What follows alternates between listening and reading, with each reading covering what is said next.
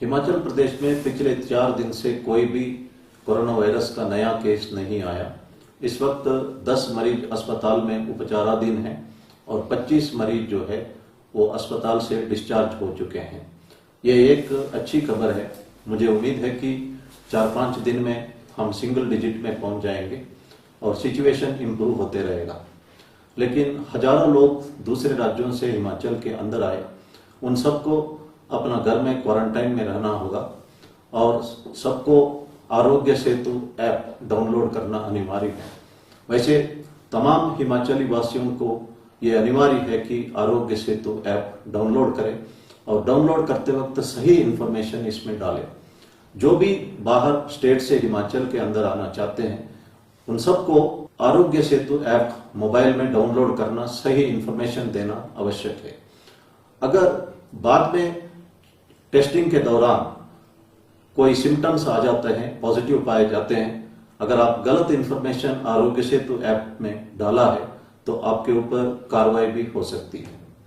प्रधानमंत्री महोदय जी ने कहा है कि 2 गज का सोशल डिस्टेंसिंग बनाए रखना है। ये कोरोना वायरस लंबे अरसे तक चलेगा क्योंकि WHO और एक्सपर्ट्स के ओपिनियन के मुताबिक ये जल्दी खत्म होने वाला नहीं है। इसलिए सोशल डिस्टेंसिंग हमारा आदत होना चाहिए। इसी तरह मास्क पहनना भी हमारा आदत होना चाहिए। मैंने अभी भी देखा है कुछ लोग जो है मास्क नहीं पहनते या मास्क को सही ढंग से नहीं पहनते। हम कल से इन तमाम लोग जो मास्क नहीं पहनते या मास्क सही ढंग से नहीं पहनते, इनका आइडेंटिटी कार्ड हम कलेक्ट करके थाने में जमा करेंगे और आप लोगों को जो भी वायलेट करते हैं उनको थाने में जाके ये आइडेंटिटी कार्ड कलेक्ट करना होगा और उस वक्त हम एक आदर्श नागरिक बनने के बारे में उन सबको अच्छी तरह से समझा देंगे।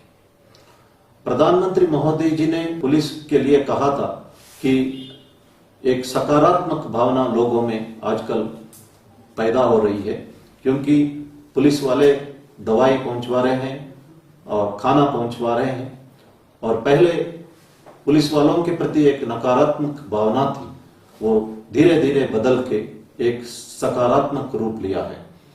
ये बहुत ही संतोषजनक बात है। प्रधानमंत्री जी का ये ऑब्जर्वेशन पर मैं उन्हें धन्यवाद करना चाहता हूं। इससे पुलिस का मनोबल और बढ़ जाता है। कोविड-19 के बारे में नेशनल हेल्पलाइन नंबर 1075 है। आपको अगर कोविड-19 के बारे में कोई भी सवाल हो, इस नंबर पर डायल करके आप पूछ सकते हैं। आंध्र प्रदेश के विजयवाड़ा में 2 ड्राइवर्स ताश खेलते खेलते कुल मिला के 40 लोगों को संक्रमित किया है। इसीलिए कोई भी ग्रुप गेम्स इन हालातों में खेलना उचित नहीं होगा। कुछ बच्चे ऑनलाइन गेम्स खेलते हैं जो डेंजरस साबित हो सकता है और बच्चों का जान भी जा सकता है। इसलिए पेरेंट्स को बच्चों के ऊपर नजर रखना आवश्यक है। साउथ अफ्रीका के केप टाउन में 2 गैंगस्टर्स गैंग वार करते रहे। जैसे ही कोरोना वायरस स्प्रेड हुआ, ये दोनों गैंगस्टर्स ने डिसाइड किया कि इस वक्त हम लोगों को फूड और मेडिसिन बांटेंगे और कोरोना वायरस खत्म होने के बाद आपस में लड़ने के बारे में सोचेंगे। हम लोग रीजन, रिलीजन, लैंग्वेज, कास्ट से ऊपर उठ के इस वक्त एकजुट होने की आवश्यकता है। प्रधानमंत्री जी ने कहा है कि घर में सीनियर सिटीजन्स, बुजुर्गों का विशेष ध्यान रखना है, उनका इम्यूनिटी के बारे में विशेष ध्यान देना है, उनका देखभाल करना है। Parents stand for pay rent. We should pay rent to our parents for all that they have done to us. उन्होंने हमें जन्म दिया, एजुकेशन दिया, लिखवाया, पढ़वाया, उसके बदले में हमें सोचना है कि हमने क्या किया। पेरेंट्स ने हमें जो कुछ किया उसका कभी हम असल नहीं चुका सकते हैं। जिंदगी भर हम सिर्फ ब्याज ही दे सकते हैं। उनको खुश रखना आवश्यक है। पेरेंट्स को सबसे ज्यादा खुशी तब मिलती है जब बच्चे कामयाब हो जाते हैं। हम लोग भी जब जिंदगी में कुछ हासिल करते हैं, सबसे पहले हम पेरेंट्स को सूचित करते हैं। पेरेंट्स खुश हो जाते हैं तो हम अंदर अंदर पूर्ण रूप से खुश होते हैं। जिनकी माँ बाप नहीं है वे सोचते हैं कि काश माँ बाप जिंदा होते तो हम ये खुशखबरी उनको भी सुना देते। इसलिए हम इस अवसर पर अपने पेरेंट्स पर विशेष ध्यान देना चाहिए। ईश्वरचंद विद्यासागर 1820 से 1891 तक जिए थे।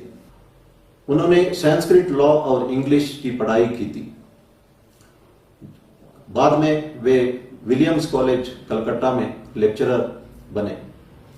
लेक्चरर बनने के उपरांत वे अपने गांव गए वेस्ट मिदनापुर डिस्ट्रिक्ट में और अपनी माता से मिले। माता के पास सिर्फ 2-3 पुरानी साड़ियां थी। उन्होंने लोकल फेस्टिवल में देखा कि बाकी औरतों के पास अच्छी साड़ियां थी और आभूषण थे। उन्होंने अपने मां को कहा कि मैं अभी लेक्चरर बना हूं, अफोर्ड कर सकता हूं, आप बताओ कि आपको कौन सा आभूषण और कौन सी रंग की साड़ी चाहिए। माता ने कहा कि उन्हें 3 आभूषण चाहिए। पहला उन्होंने कहा कि तुम कलकत्ता जाके पढ़ाई कर सका, लेकिन हर बच्चा ये नहीं कर सकता, इसलिए आप एक स्कूल इसी गांव में या पड़ोसी गांव में स्थापित करो ताकि बाकी बच्चे भी पढ़ सकेंगे। इसी तरह उन्होंने कहा कि मैं देख रही हूं कि बच्चे दवाई और डॉक्टर के बिना मर रहे हैं, इसलिए एक डिस्पेंसरी इसी गांव में या पड़ोसी गांव में डॉक्टर के साथ स्थापित करो ताकि बच्चे तथा एडल्ट्स इसका फायदा उठा सकें। फिर उन्होंने ड्रिंकिंग वाटर सप्लाई के बारे में एक और अनुरोध किया। ईश्वरचंद विद्यासागर को हिम्मत नहीं आई कि साड़ियों के बारे में मां से पूछने का।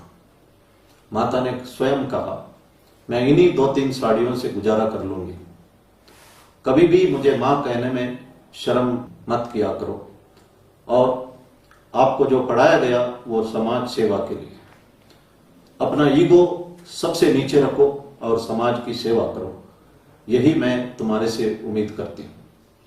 माता की बातें तीर की तरह ईश्वरचंद विद्यासागर के हृदय में चला गया। वे आखिरी सांस तक अपनी माता को जगन माता के तौर पर पूजते रहे। वे एक महान सोशल रिफॉर्मर थे। जब उन्होंने विडो रीमैरिज के बारे में लड़ाई लड़ना शुरू किया तो सबसे पहले अपना बेटे को एक विडो से शादी करवाई और उन्होंने कई एजुकेशन इंस्टीट्यूशंस एस्टैब्लिश किए। वे रामकृष्ण परमहंस के कंटेम्पररी थे और दोनों बंगाल के महान व्यक्ति थे और दोनों आपस में बहुत अच्छे दोस्त भी थे और दोनों एक दूसरे को सम्मान करते थे। श्री रामकृष्ण परमहंस जी के शिष्य महेंद्र नाथ गुप्ता मास्टर महाशय, जो यम अक्षर से रामकृष्ण परमहंस जी का बायोग्राफी लिखा है, वे भी ईश्वरचंद विद्यासागर के स्थापित किया हुआ हाई स्कूल के हेडमास्टर थे। ईश्वरचंद विद्यासागर हमेशा मां की बात याद रखते थे, अपने ईगो को हमेशा सबसे नीचे रखते थे। एक बार वे किसी कार्यक्रम में जा रहे थे तो रेलवे स्टेशन में उन्होंने देखा एक ऑफिसर कूली को ढूंढ रहा था। विद्यासागर जी ने समझाया कि इस वक्त कूली नहीं मिलेगा, ये छोटा बैग आप उठा सकते हो। उस अधिकारी ने कहा कि मैं अधिकारी हूं, उठा नहीं सकता हूं। ईश्वरचंद विद्यासागर जी ने उसका सूटकेस सर पे रख दी, अपना छोटी सी बैग लेके दोनों एक ही जगह पहुंचे जहां विद्यासागर जी ने उस समारोह में बोलना था और ये अधिकारी महान व्यक्ति विद्यासागर जी का बातें सुनने के लिए उसी जगह पहुंचा था। वे हमेशा माता की बातों को याद रखते थे और उसकी पालना करते थे। इस एग्जाम्पल से हमें सीखना है कि माँ बाप बच्चों को अच्छा संस्कार सिखाए और बच्चे माँ बाप का योगदान को जिंदगी भर याद रखें और समाज सेवा से ही जो लॉन्ग लास्टिंग हैप्पीनेस हमें मिल सकता है।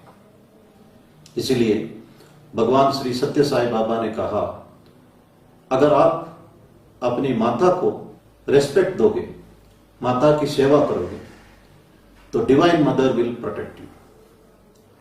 और जो माता का सेवा करता है उसको जगन माता जो है वो प्रोटेक्ट करती है। मैं ये बात दोबारा कहना चाहता हूं, if you respect and serve your mother, divine mother will protect you. धन्यवाद। जय हिंद।